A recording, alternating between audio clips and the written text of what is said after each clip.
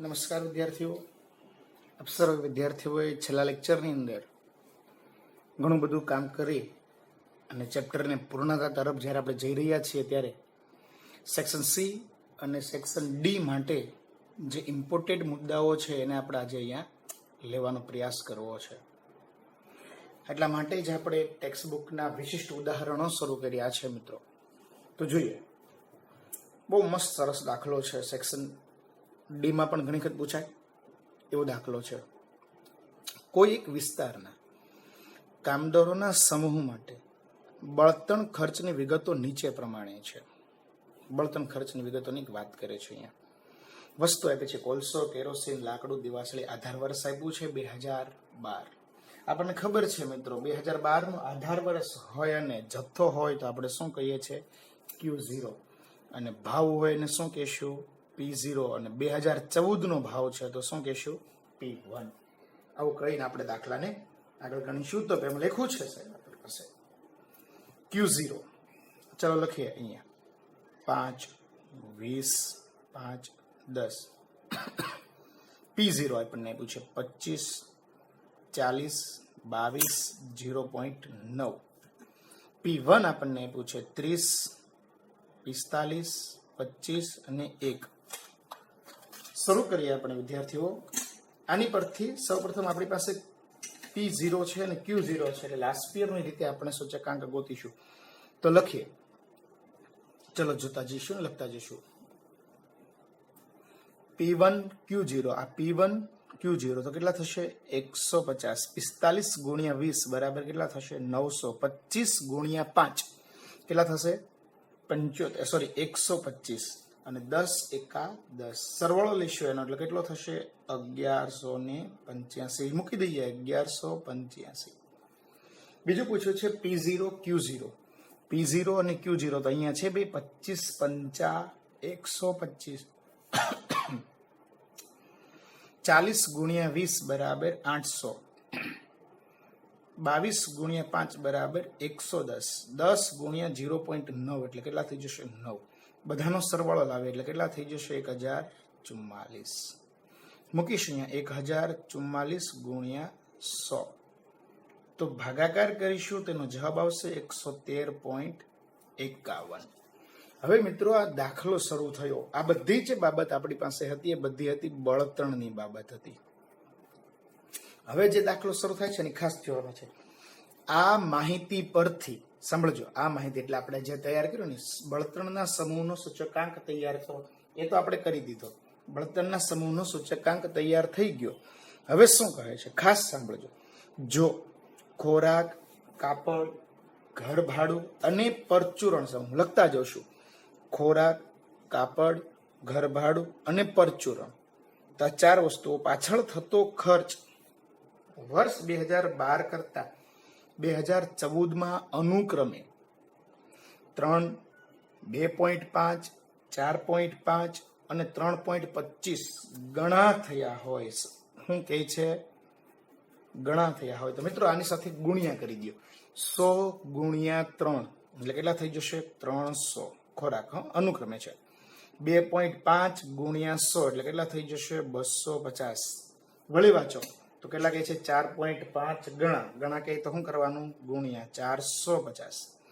3.25 ગુણ્યા 100 કરો એટલે કેટલા થઈ જશે? 325. મિત્રો બળતણ તો આપ્યું નથી, પણ આપણને શું કીધું હતું? બળતણના સમૂહનો સૂચકાંક. તો બળતણનો સમૂહનો સૂચકાંક અહીંયા હતો. કેટલો આવ્યો હતો? 113.51 આવ્યો હતો ને, 113.51. હવે વાંચીશું. જો આ સમૂહો પાછળ કુલ ખર્ચના અનુક્રમે 42%, 15%, 10% અને 12% અનુક્રમે, એટલે ચાલો લખો માટે 42%, 15%, 10%, 12%. તમને મિત્રો યાદ છે ટકા કેટલા પર નીકળે? 100 ઉપર. 100 ઉપર ટકા નીકળે તો આ બધાનો સરવાળો કરો એટલે 100 થવો જોઈએ. તો હજી કંઈક ઘટે છે. કેટલા ઘટે છે? 31 ઘટે છે. તો એ બળતણ ના હશે, યાદ રાખી લઈશું. તમે કરો 4 નો સરવાળો. તો આ 4 નો સરવાળો જે છે ને આ નહીં થાય, તો એમાં 100% ઉપર નીકળે. એટલા માટે ચલો IW આ બંનેનો ગુણાકાર કરો. ચાલો કેટલા થઈ જશે? 12,600, 3,750, 45,450 ગુણ્યા 10 એટલે કેટલા થઈ જશે? 4500, 325 ગુણ્યા 12 એટલે કેટલા થઈ જશે? 3,900, 113.51 ગુણ્યા 13 એટલે કેટલા થઈ જશે? 2383.71. હવે એનો સરવાળો લખીએ તો સરવાળો કેટલો આવશે આપણી પાસે? 27,133.71. ચલો અહીંયા મૂકી દઉં. 27,133.71 ભાગ્યા સિગ્મા ડબલ્યુ બરાબર 100 માટે જવાબ આવશે 271.33 એટલે કે 34. આપણો મોસ્ટ એમપી દાખલો છે એ પૂર્ણ થયો. હવે આપણે વિદ્યાર્થી મિત્રો જજી જવું છે આની પછીના ટૂંકા દાખલાઓ તરફ, જે બોર્ડ માટે ખૂબ જ ઇમ્પોર્ટન્ટ છે તેવા દાખલાઓ. અને એક છેલ્લી રીત જોઈ લઈએ આખા ચેપ્ટરની, તો જે આપી છે જીવન નિર્વાહ ખર્ચનો સૂચકાંક. સાંભળજો, જ્યારે તમને એમ કહે સેક્શન ડી માં ઘણી વખત પૂછાય છે, સેક્શન સી માં પણ પૂછાય, જીવન નિર્વાહનો સૂચકાંક કહે તે આપ્યો હોય, પણ એની ઉપરથી આપણને વાસ્તવિક વેતન પૂછે. શું પૂછે? વાસ્તવિક વેતન શોધો. ત્યારે મિત્રો યાદ રાખીશું, વેતન છેદમાં જીવન નિર્વાહ ખર્ચનો સૂચકાંક ગુણ્યા 100. ફરીથી એકવાર સાંભળજો, ક્યારે વાસ્તવિક વેતન પૂછ્યું હોય ત્યારે વેતન છેદમાં જીવન નિર્વાહ ખર્ચનો સૂચકાંક ગુણ્યા 100. આવું ક્યારે મૂકવાનું છે મિત્રો? જ્યારે આપણને વાપ્યું હોય કે વાસ્તવિક વેતન શોધો ત્યારે. અને છેલ્લો છે દાખલો મિત્રો, ઉદાહરણ નંબર 23 આપણને પૂછે જોઈએ. શું કહે છે આપણને? વર્ષ આપ્યું છે, વેતન આપ્યું છે, જીવન નિર્વાહ ખર્ચનો સૂચકાંક આપ્યો છે. આ બધા ઉપરથી આપણે વાસ્તવિક વેતન શોધવાનું છે. વાસ્તવિક વેતનનું સૂત્ર શું હતું? વેતન છેદમાં જીવન નિર્વાહ ખર્ચનો સૂચકાંક ગુણ્યા 100. ચાલો, વેતન કેટલું છે ફર્સ્ટ યર? 15,000. ચાલો, જીવન નિર્વાહ ખર્ચનો સૂચકાંક કેટલો છે? 192 ગુણ્યા 100. તો આપણો જવાબ આવશે 7812.5. એવી જ રીતના બીજા વર્ષે વેતન કેટલું છે આપણું? 15,600 ભાગ્યા 203 ગુણ્યા 100. ચાલો ભાગાકાર કરો અને ગુણાકાર કરો તો કેટલો આવશે? 7684.73. 16,200 ભાગ્યા 203 ગુણ્યા 100. તો ચાલો સરવાળો ભાગાકાર કરીશું તો કેટલો જવાબ આવશે? 7105.26. એવી જ રીતના કેટલા આપ્યા છે અહીંયા? 17,000. ચાલો 17,000 ભાગ્યા 268 ગુણ્યા 100. ચાલો 268 ભાગાકાર કરીશું તો જવાબ આવશે આપણી પાસે 6,343. પણ એક વસ્તુ યાદ રાખવાની છે, બધાના છેદમાં કોને લેવાનું છે? વેતન છેદમાં જીવન નિર્વાહ. મિત્ર ખાસ અને સિમ્પલ દાખલો છે, થાપ ન ખાઈ જવાય એટલા માટે. 18,000 ભાગ્યા 270 ગુણ્યા 100. ચાલો કેટલા આવશે? 6,666.67. ચાલો કેટલા છે? 20,000 ભાગ્યા 287 ગુણ્યા 100. તો કેટલા જવાબ આવશે? 6,968.64. આ થયું વાસ્તવિક વેતન શોધવા માટેની રીત અને દાખલાઓ. હવે પછી મિત્રો જોવા જવું છે સેક્શન સી માટે બોર્ડમાં પૂછાય છે એવા ટૂંકા દાખલાઓ. સેક્શન સી માટેના ટૂંકા દાખલાઓ આપણી પાસે અહીંયા અવેલેબલ છે. તો પહેલો જ દાખલો છે, સાંભળજો અને ખાસ મિત્રો યાદ રાખજો, આમાં ટૂંકા દાખલાઓની ખાસિયત કે એની જે રકમ હોય છે ને એમાં ઘણું બધું છુપાયેલું હોય છે. તો જોઈએ, વર્ષ 2014માં ઘઉંના ભાવ દર ક્વિન્ટલ 1400. 2014માં કેટલા ભાવ હતા? 1600 રૂપિયા. અને 2015માં આ ભાવ કેટલા થઈ ગયા? 1800 રૂપિયા હતા. તો લખીશ 1800 રૂપિયા. તો 2014ના આધારે વર્ષ 2015ના વર્ષના ઘઉંના ભાવનો સૂચકાંક શોધો અને તેનું અર્થઘટન કરો. સૂચકાંક ભાઈ આપણને ખબર પડી ગઈ 2014 અને 2015. મને મિત્રો એ કહી દો ને, આધાર વર્ષ કયું છે ને ચાલુ વર્ષ કયું છે? આ ચાલુ વર્ષ છે, આ કયું છે? આધાર વર્ષ છે. તો લખી દો I = P1 છેદમાં P0 ગુણ્યા 100. ચાલો P1 કેટલો છે 1800, P0 કેટલો છે 1600 ગુણ્યા 100, તો આનો જવાબ આવશે આપણી પાસે 112.5. બસ આટલો સિમ્પલ દાખલો. તો ચાલુ વર્ષ છેદમાં આધાર વર્ષ ગુણ્યા 100. હવે મિત્રો આપણે બીજા દાખલા તરફ જવું છે. દાખલા નંબર 2 શું કહે છે તે જુઓ.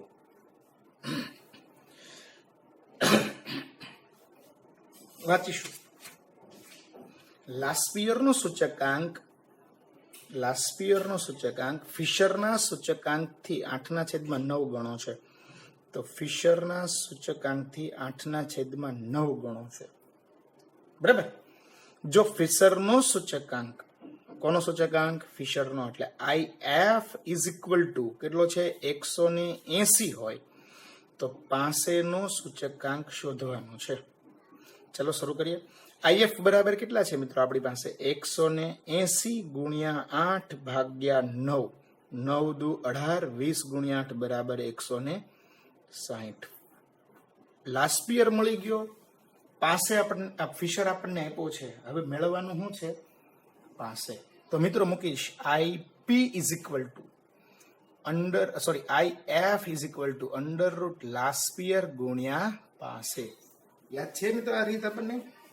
ચાલો, ફિશર કેટલો છે આપણી પાસે 180 અંડર રૂટ લાસ્પિયર કેટલો છે આપણી પાસે આવ્યો તો 160. પાસે કેટલો છે એ તો ગોતવાનો છે સાહેબ. ભાઈ હવે શું કરીશું, વર્ગમૂળ છે કાઢવું હોય તો આ બાજુ શું કરવું પડે, વર્ગ કરવો પડે. તો અહીંયા વર્ગ કરીશું તો અહીંયા થઈ જશે 180 નો square equal to 160 into IP. ગુણાકારમાં છે આ બાજુ આવશે તો ભાગાકારમાં કરો 180 ગુણ્યા 180 ભાગ્યા 160, એટલે આપણો જવાબ આવી જશે 202.5. લો આ દાખલો અહીંયા પૂર્ણ થયો. બહુ સરસ દાખલાઓ છે મિત્રો, પણ આમાં ઝીણી બાબતો ઘણી બધી થાપ ખવડાવી દે છે આપણને. માટે જોઈએ દાખલા નંબર 3. વર્ષ 2015 કોઈ એક વસ્તુનું ઉત્પાદન આધાર વર્ષના ઉત્પાદનથી, મિત્રો ખાસ હવે જે હું વાંચું છું એ જોઈ 3 ગણું. ચાલો પહેલા તો 3 ગણું કરો, 100 ગુણ્યા 3 એટલે કેટલું થાય 300. અને હવે બીજો એક શબ્દ વાંચો, વધ્યું છે. શું કહે છે 3 ગણું. ગણું એટલે શું થાય ગુણાકાર, એટલે 100 ગુણ્યા 3. યાદ છે ને દાખલો એક અગાઉ આવી ગયો તો આની પેલા. 3 ગણું છે એટલે 100 ગુણ્યા 3 વધ્યું છે. વધ્યું શબ્દ હોય એટલે કેટલા મૂકવાના +100. તો કેટલું થઈ ગયું 400. 2015 ના ઉત્પાદનનો સૂચકાંક કેટલો થશે 400 થશે. બહુ સિમ્પલ દાખલો, સેક્શન A અથવા B માં પૂછાયો દાખલો છે, એટલે મિત્રો ધ્યાન આપવું પડ્યું. હવે જોઈએ છે દાખલા નંબર 4. બહુ સરસ દાખલો છે મિત્રો આ પણ, તો એને જોઈએ પછી આપણે. શું કહે છે, સિગ્મા P1 Q0 જેમ sigma P0 Q0 is equal two 3/2 અને P1 Q1 જેમ P0 Q1 is equal two 5/3 હોય તો લાસ્પિયર પાસે અને ફિશર શોધો. તો ચાલો લાસ્પિયર પાસે અને ફિશર ગોતવા માટે લાસ્પિયરનું સૂત્ર બોલજો ને મિત્રો, આપણને યાદ છે ને. લાસ્પિયરનું સૂત્ર બોલો તો બધા. Sigma P1 Q0 P0 Q0 ગુણ્યા 100. પાસેનું સૂત્ર બોલો તો sigma P1 Q1 P0 Q1 ગુણ્યા 100. ભાઈ P1 Q0 છેદમાં P0 Q0, તો આના છેદમાં લઈ જાઓ તો એનો મતલબ આ પણ આના છેદમાં આવે કે ન આવે, તો 3/2 ગુણ્યા 100 તો કેટલું થઈ જાય 150 થઈ જાય કે ન થઈ જાય. એવી જ રીતના આના છેદમાં લઈ આવો તો કેટલું થઈ જશે 5/3 ગુણ્યા 100. તો કેટલો આવશે જવાબ આપણો 166.67. અને ફિશર માટે શું છે એનું સૂત્ર ફિશરનું, અંડર રૂટ લાસ્પિયર ગુણ્યા 5. તો ચાલો લાસ્પિયર કેટલો છે 150 ગુણ્યા 166.67. બંનેનો ગુણાકાર કરવાનો અને પછી એનું વર્ગમૂળ કાઢવાનું, એટલે આપણી પાસે શું આવી જશે એનો જવાબ આવી જશે. આટલા સરસ દાખલાઓ છે મિત્રો, એટલે ધ્યાન આપશું ને તો સરળ રીતે આપણે સરળતાથી ગણી શકીશું. હવે એક દાખલો બીજો લેવો છે મિત્રો. જોજો થોડોક ફેરફાર સાથે આપ્યો છે. આમ તો 5મો દાખલો આવે છે, પણ સમયને પાબંદીને કારણે આપણે ડાયરેક્ટલી અત્યારે 8મો દાખલો લઈ રહ્યા છીએ. તો જોઈએ દાખલા નંબર 8 શું કહે છે. હમણાં આપણે જે જોયો ને એ જ દાખલો છે મિત્રો, જોજો તો સમજાઈ જશે ઝડપથી. શું કહે છે, જો 3 વસ્તુઓના ભાવ સાપેક્ષ આંકમાં થયેલ વધારો અનુક્રમે 250, 265 અને 300 છે. મિત્રો આ દાખલો બોર્ડમાં પૂછાયો છે. સેક્શન બી ની અંદર તમને બતાવીએ કેવો ફેરફાર કરીને બોર્ડમાં પૂછાણો છે તે બતાવીએ. તો સાથે જોતા જશું આપણે આ જ દાખલાને કેવી રીતના સેક્શન સી ની અંદર પૂછાય તો આને ગણવો જોઈએ. સેક્શન સી ની અંદર માર્ચ 2000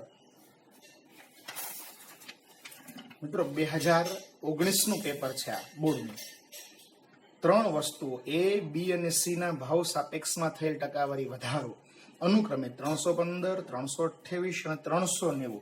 મિત્રો વધારો કીધું હોય ને, જ્યારે આપણે કીધું ને શું કીધું છે, વધારો કીધું હોય ત્યારે બધામાં પ્લસ શું કરવાના, 100 કરવાના છે.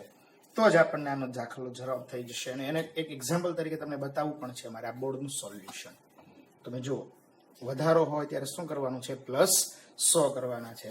આપણે પણ અહીંયા એક દાખલો લેવો છે 8મો. તો જોઈએ 3 વસ્તુઓના ભાવ, ધારો કે આપણે કહી દઈએ કે વસ્તુઓ એ, બી અને સી હશે. ભાવમાં અનુક્રમે એટલો વધારો શબ્દ આપ્યો છે ને એટલે માટે શું કરીશ, 350, 365 અને 400. કેમ આવું કર્યું સાહેબ, વધારો શબ્દ છે ને એટલા માટે. તો 250, 265 અને 300 એટલે શું થાય, 100 પ્લસ 250, 100 પ્લસ 265 અને 100 પ્લસ 300 તો થઈ ગયું. અને બીજું આપ્યું છે ડબલ્યુ. તો જુઓ તમે મિત્રો, ડબલ્યુ મહત્વનું પ્રમાણ 8, 7 અને 5. તો લખીશ 8, 7 અને 5. તો લખીશ આઈ ડબલ્યુ. સૂત્ર શું મૂકીશું આપણે અહીંયા, I is equal to sigma I W છેદમાં સિગ્મા ડબલ્યુ. અને આપણને ખબર છે સિગ્મા ડબલ્યુ બરાબર કેટલા થાય છે, 20. અને આઈ ડબલ્યુ બંનેનો ગુણાકાર કરવાનો છે, માટે ચલો બંનેનો ગુણાકાર કરતા જશો અને મૂકતા જશો. 8 પંચા 20, 2000 થશે ને. 0 8 પંચા 40 ને શું વધી પડી 4, 8 2800. હા, એવી રીતના આનો ગુણાકાર કરીએ 365 ગુણ્યા 7 પંચા 35, 3 6 7 42 ને 45 ને 6 7 21 ને 4 25, 2555. ચલો એમનો એડિશન લાવી દઈએ. 8 ને 5 13. તો કેટલો ભાગાકાર કરીશું, 7333 ભાગ્યા 20. એટલે આપણો જવાબ બનતો હશે. જે જવાબ આવે આપણો જવાબ બની જશે. ખાસ સાંભળજો, થયેલ વધારો આપણને આપ્યો છે અનુક્રમે કરીને, એટલે એ જે વધારો છે ને એને આપણે એમાં લઈએ છીએ. બરાબર, તાકીદે આગળ ચાલીએ. તો હવે પછી શું કહે છે તે જોઈએ. દાખલા નંબર 7 તો જોતા જઈએ. શું કહે છે, વર્ષ 2015 અને 2016 ના જથ્થાબંધ ભાવના સૂચકાંક અનુક્રમે 150.2 અને 165.7 મળ્યા છે. એટલે આ 2015 છે અને 2016 છે. આ બંને વર્ષના સૂચકાંકનો ઉપયોગ કરી ફુગાવાનો દર શોધવાનો છે. ચલો ફુગાવાનો દર શોધવો છે. તો ફુગાવાના દરનું એક સૂત્ર મિત્રો આપણે બધા જ વિદ્યાર્થીઓ નોટની અંદર નોટ કરી દઈશું હાસ્યમાં. ફુગાવાનો દર બરાબર ચાલુ વર્ષનો સૂચકાંક માઇનસ અગાઉના વર્ષનો સૂચકાંક ભાગ્યા અગાઉનો સૂચકાંક. તો મૂકો, ચાલુ વર્ષનો સૂચકાંક કેટલો છે, 165.7 માઇનસ અગાઉનો સૂચકાંક કેટલો છે, 150.2 છેદમાં અગાઉનો સૂચકાંક કેટલો છે, 150.2 ગુણ્યા 100. આનું સાદુરૂપ આપીએ તો આપણી પાસે એનો તો જોઈએ 165.7 માઇનસ 150.2 કરીશું એટલે જવાબ કેટલો આવશે, 15.5 ભાગ્યા 150.2 ગુણ્યા 100 એટલે જવાબ કેટલો આવ્યો આપણો 10.32% ફુગાવાનો દર આવ્યો છે. આપણો શું આવ્યું છે, 10.32%. હવે બીજી બાબત આપણે જોવાની છે, દાખલા નંબર 5 અને 6 બાકી રાખ્યા હતા. તો જોઈ લઈએ, સમય છે તો હારો એક કામ કરી નાખીએ. જોઈએ શું કહે છે.